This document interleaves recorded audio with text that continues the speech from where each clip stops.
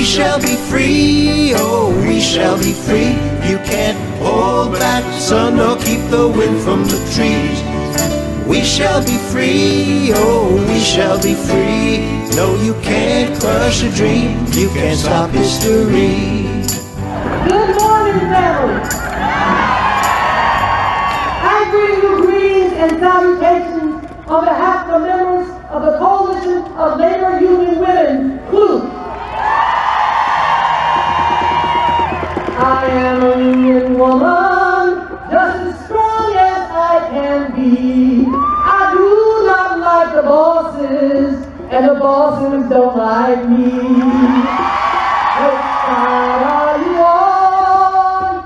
Never mind, that's a rhetorical question. I know which side you're on. You're on the side of equal means equal. You're on the side of don't boo, vote. You're on the side of the dreamers. You're on the resistance saying, hashtag me too, hashtag time's up. And inspire of every Louisiana who works and shouted, ya basta, enough is enough. And we're thinking to do hashtag enough, period. Snap. Pushing out of greater power. Greetings, folks. Mike Glick here. I'm here with one of my best friends and greatest people in the whole wide world, Elise Bryant. Elise is a Renaissance lady, if there ever was one. Renaissance person, Renaissance. Oh, Renaissance person. One of my Renaissance peeps, but I don't have many. There you go. I have a lot of peeps, but not many are Renaissance peeps. But let's first identify ourselves a little bit. Okay. Elise Bryant, can you first just give people, if you have a website or somewhere where people want to contact you, in case there's some people who want to get involved in some of the activities that you are in and mostly heading up? Okay, alrighty. So my name is Elise, E-L-I-S-E, Bryant, and I am the Executive Director of the Labor Heritage Foundation. If you go to our website, www.laborheritage.org, you'll find out more about our organization and our upcoming events, which includes the Great Labor Arts Exchange, which will be held June 16th through the 19th in Chicago, along with the Labor Notes Conference. Yeah, that's pretty fine.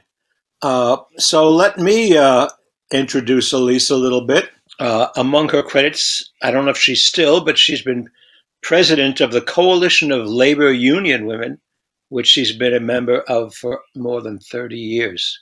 She's an actor, a singer, a playwright, a director, a labor educator. Now, I also think, didn't you also teach? Aren't you also a professor or a... Yeah, at the National Labor College. She started her labor arts career in 1982 as artistic director of the University of Michigan's Labor Theater Project called Workers' Lives / Workers' Stories. And she's also a member of the National Writers Union, has done some screenwriting with a script for a documentary called Porgy and Bess, an American Voice. I don't know about that one, Elise, and I got to ask you more about it. She's also directed and written various operas, jazz operas, I guess we could say folk operas too. She's a lifetime member of the Wobblies, the Industrial Workers of the World, and in the American Federation of Musicians. Local 1000. It's the Traveling Musicians organization. That's right. That's us. And we've been friends for quite a while. How far do we go back, Elise? I'm going to guess at least 15, possibly 20. Okay. And how do you remember meeting me? I think I first met you at PMN. Yeah, the People's Music Network. That's how I remember first meeting you, and then finding out about the Great Labor Arts Exchange and thinking to myself, whoa, something that combines two of my loves, which is arts and labor. Since my dad was an old-time organizer. So, do you remember any other parts of our history we might share? I'll keep track of it if I can, because I have realized that if I ever wind up writing an autobiography, I will have to ask all my friends what happened, because there's a lot of things I don't remember. And you'd be surprised at stuff people come up and tell me. Oh, do you remember when we were driving in that garbage truck as part of security for this demonstration in Washington, D.C.? I have no memory. No. Not even when I was reminded, although now I can sort of dimly see it. I know I wasn't driving, and I know the guy that I was with, Roy, was. But anyway, were your parents musical? Do you have brothers and sisters? No. And are they musical? Let me go back to my favorite Mike Glick moment. Oh. So the first time I met you at PMN, I just fell in love with your guitar playing. And I really felt like it was one of those strumming my thing with his fingers. Oh, you weren't singing that kind of song. But it was like, wow, that guy's really good. And the song was great. But my favorite moment is we were doing a debrief for the Arts Exchange, and we were talking about how we need to bring in next generation people, that we're getting older and grayer, and we just need to bring that next generation in. And you stood up and said, well, I don't know. I don't think I know anybody that I could bring, but I'll think about it. Like, maybe I'll bring my ex-wife. And I was like, okay, whatever. And the next year, you sent us Dilson Hernandez and Karen. Ren Ann. Right. And they were just the best and such a great addition to our family and have been committed. And last year, they were the Next Generation Committee that designed the second day of the Arts Exchange with the other Next Generationers. And I was thinking, Mike Glick. I mean, it was like other people say, oh, yeah, I'm going to bring somebody, nothing. And you were like, well, I don't know, maybe I'll invite my ex-wife. You were making a joke. Well, I was just trying to be helpful, you know. But you did the action. That's the thing. A lot of people do a lot of talk. Right. But you turned around the next year and did it. Right. No, I'll never forget. I remember that. So about my parents? Yeah, your parents, you have brothers and sisters. Yes. Are they musical? Well, we all sing, but none of us were great singers. We were all choral singers, all chorus singers. Well, you're a pretty good singer there, at least. Don't sell yourself short. I've become better because I actually became more confident. And growing up in Detroit, if you couldn't sing like Aretha Franklin, you couldn't sing. No, seriously, people just say you can't sing. And I was leading our youth choir when we had a regional choir, and all the other directors were male. I was the only female. And I was teaching the song that, because I don't play piano or read music. So I was doing the oral tradition and teaching the song. And these two women in the front row turned to each other and went, she can't sing. Like, oh, she can't sing. Sing. Oh my God, she can't sing. So I didn't sing for a really long time. I was singing choruses, never sang solo, never took lead. And then I took voice lessons. But now you lead choruses. What's the chorus you lead? DC Labor Chorus. Anybody down in that area who wants to join a chorus that is wonderful and also progressive in nature, how would they get in touch? They can get in touch with me directly. So why don't people message you on Facebook? Okay. And if you don't think they're hinky, you will send them back some information. Gotcha. Thank you, brother. You're wise. Yeah, well, I appreciate that. Listen, I grew up with the FBI at my front door. So, yeah. One of my first memories is when I was about 4 years old, walking out of my front door. I think must have been with my mother, and bumping into this guy wearing a long trench coat, and my mother saying, "Well, let's go back inside," and closing the door. So I can tell you some stories about my dad. Told me when he was underground, and he said the FBI was very dumb, and when he knew someone was watching him, he would just close the light like he was going out to sleep, and then, get up about 2 o'clock in the morning and go somewhere else.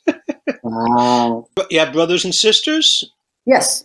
Oh, because, all the time I've known you, there's some personal detail, like I just found out this summer when you visited me with Paulette, a good friend, of up in the Adirondack Mountains to stay at a place I was renting. And I said, well, you think you can drive all the way from D.C., that's got to be 5, 6, 7 or more hours. And you said, I'm from Detroit, the Motor City. I love to drive.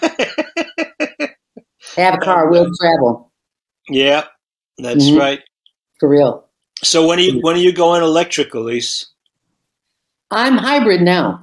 Yeah, I am too.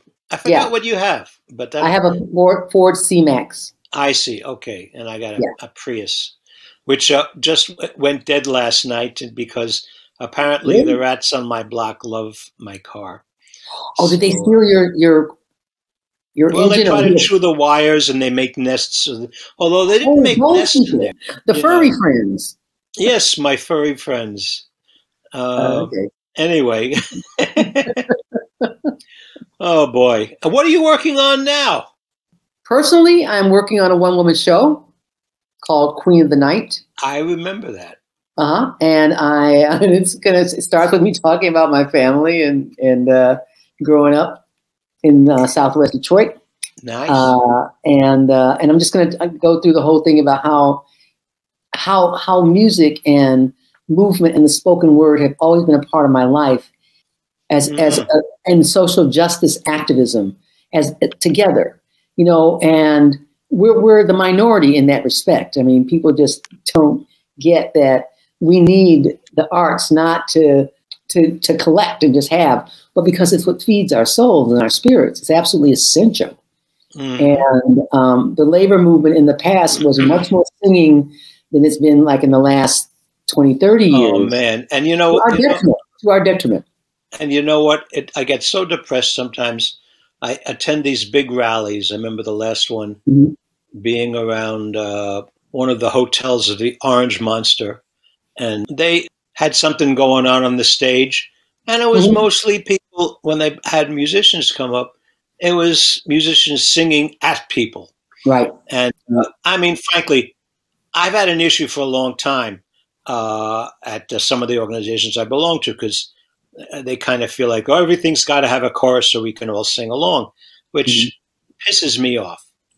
On the other hand, there's a real need and reason for having songs that people can sing. And certainly I've written a bunch lately, because it is a time for us to sing together. But it doesn't stop me from writing other stuff as well, including my my new Christmas song. I don't know if you got a chance to listen to it. Oh yeah. Oh my God. It's my recording engineer says nobody will play that except for Howard Stern. Although when I sent it out to a few people, including some DJs, one guy said, "Oh, I love it. When you have it recorded, I'll play it next December." So I know he's at least a little bit wrong. What do you do? You have any music projects happening now? No, not.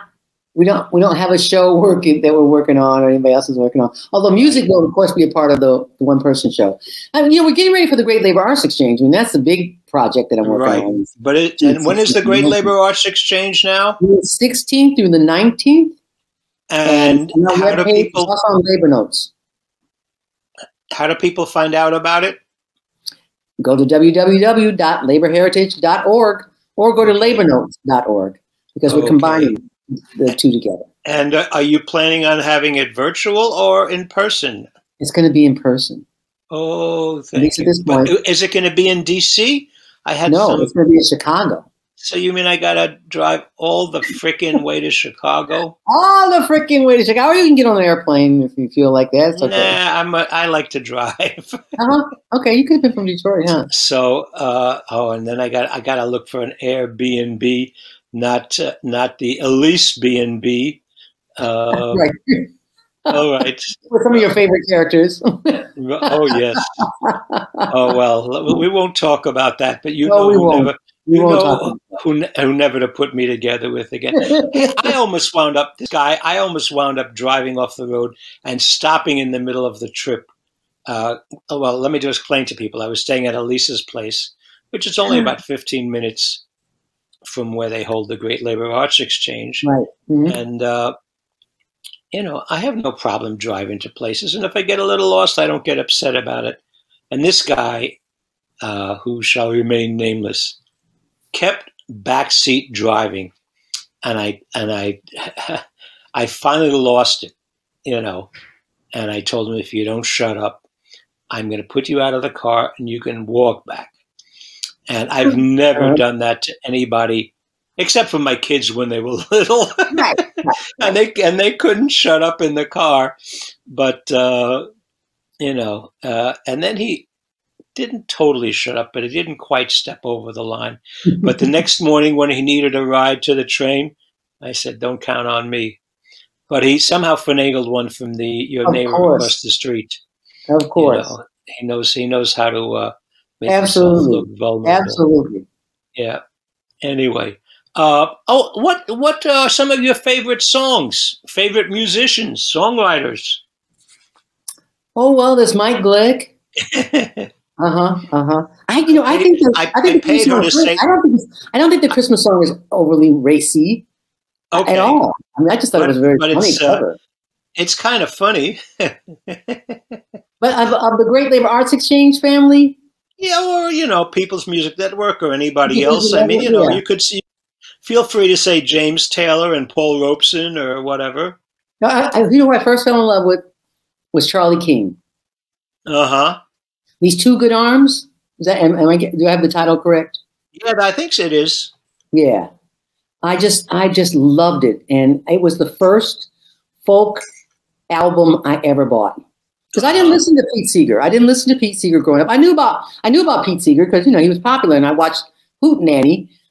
So I sort of knew, Peter, Paul, and Mary, that kind of stuff. But I didn't really listen to folk music or buy folk music. So Charlie King was actually the first album, and that was an album, not a CD, that I bought. And I was at the Arts Exchange. I was like, oh, my God, I love this. Wow. Is that the one that had Blame It on the Ayatollah on it? That was a song. This was around the time of Iran and the Ayatollah Khomeini. Maybe. And he did a spoof, a parody called Blame It on the Ayatollah. And I used to get a kick out of playing that. It's a magic spell. Blame it on the Ayatollah if you're not doing so well. Da, da, da, da, da, da, da. Use the hostages as your excuse. Blame it on the Ayatollah. Anyway, that was, oh my God. Well, unfortunately, Reagan still got elected.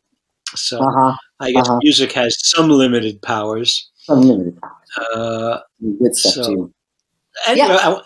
Any particular songs or, do you have any favorite? I mean, I've gotten a lot into jazz, but that's also influenced by my son. But also has made me appreciate the music of the 70s more than before because he's he pretty much acknowledges that that's that era is like one of the best for rock and folk music. Robert Plant and all those folks. Any particular? Well, you got Charlie King. Ann Feeney's been to jail for justice. Okay, yeah. I'm going to the Arts Exchange family. Very fond of Joe Jenks, and I think he's wonderful. And man, the voice he has, he could be making a living doing popular crap if he wanted to. He could. He's got that kind of voice. Oh my God! Yeah. I'm not jealous of many people, but I am jealous of his voice. Yeah, he's good. He's good. And I think his was one of the first concerts that I watched on Zoom when the pandemic started.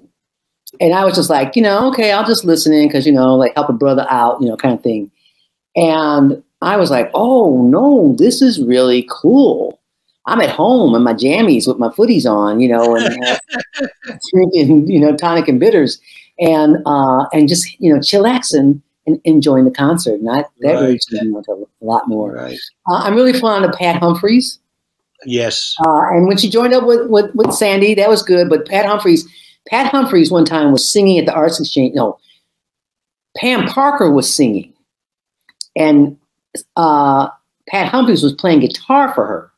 And I was outside talking to Peter, we're talking business and something. And I heard this music literally come through the window, and I was like, who is that? Or what is that? And I walked in, and it was Pat playing guitar and Pam Parker singing, Pat Humphries, and it was just like magic. But yeah, Right. I can listen to Pat Humphries anytime. Pam has an amazing story. Pam- I thought, Pam has an amazing story. Yes. I thought at the next Great Labor Arts Exchange, I was going to win the prize if you had a panel of Queen for a Day, if anybody remembers. Would you like to be queen for a day? Well, Yay! I had COVID and I was in the hospital 12 days and Right. came fairly close to dying. But when I heard about Pam, I said, man, she's a wonderful singer for folks who haven't met her, although I'm sure you can check her out somewhere on Facebook and elsewhere. But she not only got COVID, she went into a coma, and now she's like walking around. And I mean, I haven't met her, I haven't seen her in person, but she's apparently doing everything but tap dancing. So, yeah, she has recovered. She was planning a concert for her birthday last year. Decided because of COVID-19, she would. Right. Well, at least I can be runner-up. Yes, indeed. So the next generation, Al Bradbury. I love Al Bradbury. She's got some really great, Alexandra Bradbury has some great parodies. Very, very, very, very clever. Right. I really appreciate her songs. And of course, Ben Grosscup. Oh, Ben. Yeah, he's written some very good songs. Mm-hmm. I've never found, I don't think I've even ever written, well, I may have written a parody, but I don't remember. But I've gotten into writing humorous songs, which I find to be the most difficult, because what you might find funny, other people won't necessarily. Right. And you kind of have to test it out on other people. Mm-hmm. And that's why I sent you a copy of my Santa, I'm So Lonely, because you just you need feedback. Mm-hmm. My favorite line is at the beginning, which is, I forgot the milk and cookies, but I brought some jelly roll. That's I quoted that one. Yes. Oh, tell me a little bit more about this conference of the Great Labor Arts Exchange together with Labor Notes. First of all, I think a lot of people don't know about the Great Labor Arts Exchange, but again, you can find out by looking up the Labor Heritage Foundation, and then under that, Great Labor Arts Exchange, which is an annual meeting of artists, mostly musicians, but some dancers and spoken word, hip hop, spoken word, painters, poets, cartoonists. Right. So, but what can you tell people about Labor Notes and how they can get in touch? And also, maybe tell us, are any of the workshops decided already, or do you have any ideas for that? Yes. We have. We're going to do how to write a parody. I guess that's one I should go to, but I don't know if I want to write parody. Right. Right. So. Yeah. Songs and chants for the picket line. Mm-hmm. Let's see. Maybe I can how to energize on the line. Civil rights unionism, organizing in the South through music, and creating your own poetry, hip hop, spoken word piece. All right. We're also going to do something on labor podcasts, and using in labor radio. You're going to do also what? I'm doing labor podcasts. I'm doing podcasts and radio. Oh. So people can do what we're doing, right? Okay. And are you still looking for? Are you still looking for any other workshops? I think we're pretty booked. Okay. At this point. All right. Well, if the space comes up and you think there's something I can do, we'll do. We have to keep it. It's a little bit smaller because we're going to be part of Labor Notes. They're expecting between 3,000. You're not going to get. You're not going to get that many people coming from the East Coast. No. Are you going to have some way that they can check it out online? No, won't be live streamed or. But you know, you could. You know, nowadays you can do that. I wouldn't miss the opportunity. But I'm not in charge. We literally are just hooking in with labor notes. If that changes, I'll let you know. Yeah, well, I know I'm planning on being there if I can. Okay. You know, I may have something that comes up that's a money-paying gig, which I don't tend to turn down, and that's also folk festival season, and I'm hoping to start to crack that. You know, it's when you're away for 20 years, as I was, from playing music, and then you come back, and a lot of the people you knew are, really pretty well known. Reggie and Kim Harris and Lucinda Williams, who I swapped first albums with, and then, but then you're like, it's like you're a blank slate. So that's been, anyway, I have 2 CDs that I'm planning. So hopefully they will be out in the coming year. The first one is going to be mostly blues, and the other one is going to be a mixture of songs that are influenced by Brazilian, Latin music and jazz, and of course another few other things. Has a song occurred to you? What are those songs you do on the? Actually, I was thinking about Sunday morning. In fact, I remember one. I was thinking about you and your son playing together when I saw you all in concert, and I saw you in a whole different light. I was like, "Whoa, Mike's got a jazzy side, and your son is definitely like, wow." Right. I'm actually working on a song, and I have the basics for the music and a verse or two about Thelonious Monk. And hopefully it will sound a little bit like Thelonious's music, at least to my ears. Obviously, no one can really sound like Thelonious Monk because that dude was from another planet, But I've been reading about him. Very interesting to find out that he grew up in this neighborhood. They wound up trashing to create Lincoln Center. That was originally mostly a black neighborhood, although it had also been, I think, Irish at one time and maybe Italian. In fact, West Side Story is supposedly based in that neighborhood. So, yeah. Anyway. But it just occurred to me, because Lucy Murphy is one of my favorite singers. Ain't you got a ride? Ain't you got a ride? Ain't you got a ride? Ain't you got a ride? Ain't you got a ride? Ain't you got a ride? To the tree of life. To the tree of life. All right. That was it? Go tell my sisters. Go tell my sisters. Go tell my brothers. Go tell my brothers. Ain't we got a ride? Ain't we got a ride? To the tree of life. To the tree of life. All right. Well, I guess that'll have to do for now. Next, maybe we'll do another one and we'll plan a few songs. Oh, yeah. Can you tell me about some of the plays you've already written? I know you've they're mostly musical plays, right, that you've written? Well, no, Steve Jones and I collaborated, but he's actually the composer on 2 labor jazz operas. And now, there were folk operas and there were rock operas, but the first one was called Forgotten, based on the murder at the Ford Rouge plant, which was what his relatives, by marriage, was actually killed in the Ford Rouge plant. Wow. And their documentation. And Steve contacted Detroit City Morgue, and they said, "Oh, really? When did this happen? 1935? Okay, sure."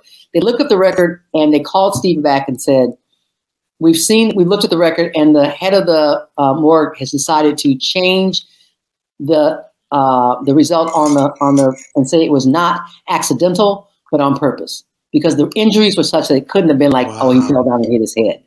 His head was smashed on 3 sides. Anyway, so he wrote that, and we did a production of it at the Great Labor Arts Exchange. And this woman came up to me. She said, that's the best labor jazz opera I've ever heard. And I was like, labor jazz opera. Okay. Because the thing was, and then other people said this to me, was they came expecting folk music.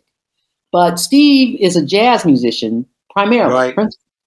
And so it was a mix of jazz and folk, which we call flaz, that was unexpected and really hooked. And people really hooked on it. So he did that, and then he turned around and did Love Songs, which is based on the strike, tobacco worker strike in Winston-Salem in the 40s. But my plays, I wrote one musical. It's called Working for a Living, and it's based in a workplace where these, well, it's about organizing and pulling together and all that kind of good stuff. But my other plays have been dramas. The first one I wrote is called Running for Freedom. And then I changed the name to River Dreams. And it's based on a landmark Michigan law case that I was given to write a skit about. It was the story of Rutha and Thornton Blackburn, who were enslaved in Kentucky and ran away to Detroit. Wow. And there's this whole thing where they were going to send them back. 2 years after they were there, they were going to be sent back. The slave catcher came, found them, and was going to send them back. And the black people in Detroit busted them out of jail. And they got her out first. Did you find out one of the women. What's that? Did you find out about that since you were from Detroit? Is that how you knew about it? Yes. But Michigan had just appointed their first woman head of the Michigan Law Association, whatever it was. And she had this idea of taking landmark Michigan law cases and turning them into plays. And I was contacted as one of the people to write the story of Ruth and Thornton Blackburn. Mm-hmm. And nice. I just, it was really. It's too bad we live so far apart, because I would, I barely remember seeing anything that you've done. I've seen, bits and pieces. Mm-hmm. And I know you saw me once when I came down to Baltimore with my son. Or maybe it was DC. Well, it's the DC. No, it was the DC area at this club. Now, the people the guy who ran that club now is one of the people that saved Blues Alley and have got it up and running again. Wow. And it's now kind of a combination of a jazz, blues, and maybe a little bit of folk, because they're from the Songwriters Association of Washington, who are some people I've been always trying to get you guys hooked up with, because some of the people I know from there are fairly progressive.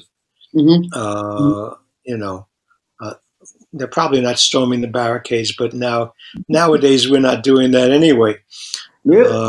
And unfortunately, those who are doing it, I don't want to be associated with. Thank you very much. Wow, Elise, it's been great talking to you.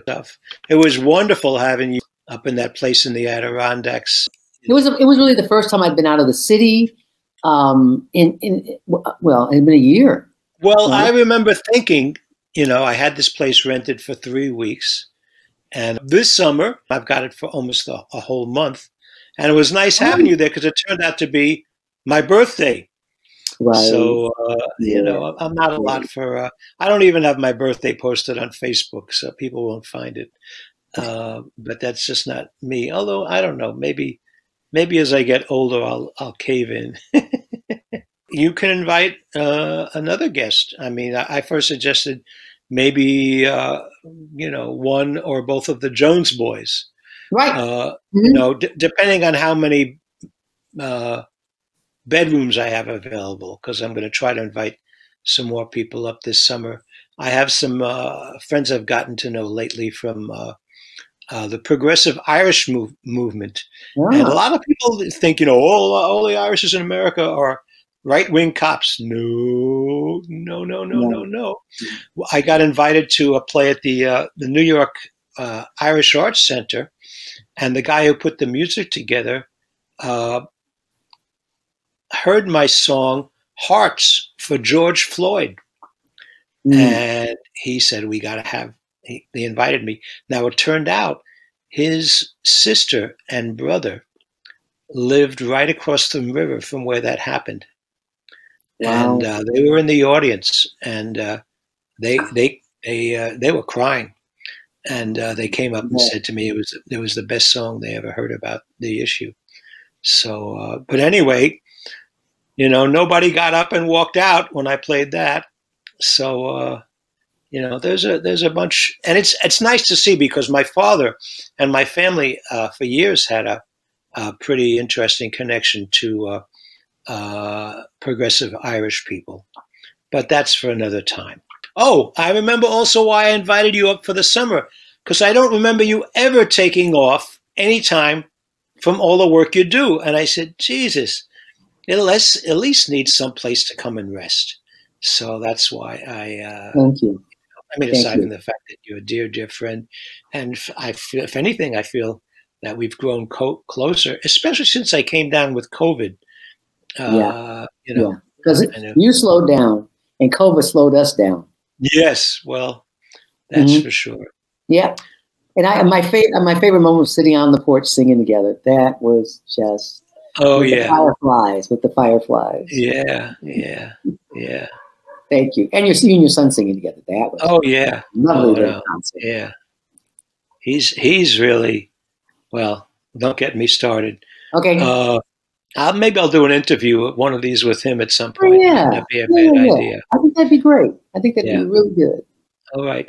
Okay, Elise, bye. I hope to see you in person sooner rather than later. Things are lightening up a little bit in New York with the pandemic. How's it in D.C.? Well, we were on lockdown for way longer than, I mean, even the homeless in D.C. were still wearing masks when they were saying you could take your mask off. But what about now? We have a high vaccination rate, and we have a very low infection rate. Right. Are the level of infections and deaths starting to go down there? Well, DC had gone up when the Omicron thing started. They had definitely gone up more than Montgomery, more than Maryland and Virginia.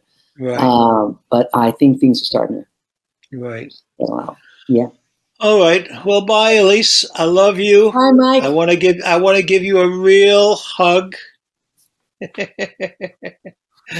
Well, here's my hug for you right now. Thank you. Thank you, okay. Brother. Bye-bye. All righty. I'll be talking to you. Come on. Take care.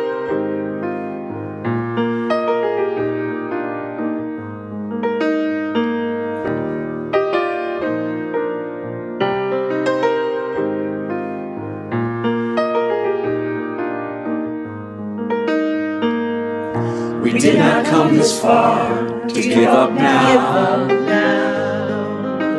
Like days of old behind the freedom plow.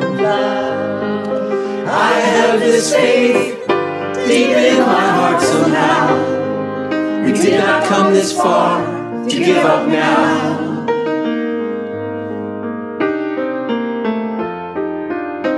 I dreamed I saw Velma Hopkins last night. I said you died long ago. Then she said, I ain't dead. I came back 'cause I need you to know. She said, I saw Bree Newsom climbing up that flagpole. She took that thing down, that slavery flag would not fly. And as long as folks have courage like that, I will never die. And we did not come this far to give up now. Like the days of old behind the freedom cloud. I have this faith deep in my heart somehow. We did not come this far to give up now. I dreamed I saw Pete Seeger last night. I said you died long ago. Then he said, nah, I ain't dead. I came back 'cause I need you to know. I've seen the Puerto Rican people protesting, held a general strike, they kicked the governor out. And as long as folks have courage like that, I'll be singing in the crowd. And we did not come this far to give up now.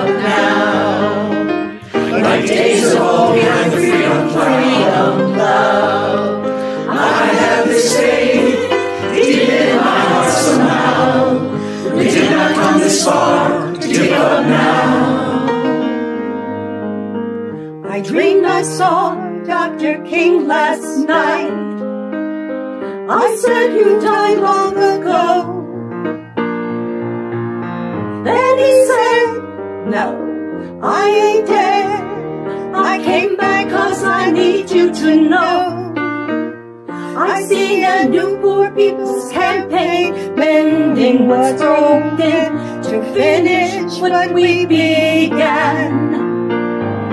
And as long as folks have courage like that, the world will understand. We did not come this far to give up now.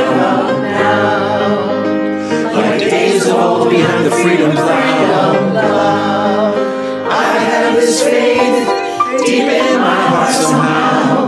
We did not come this far to give up now.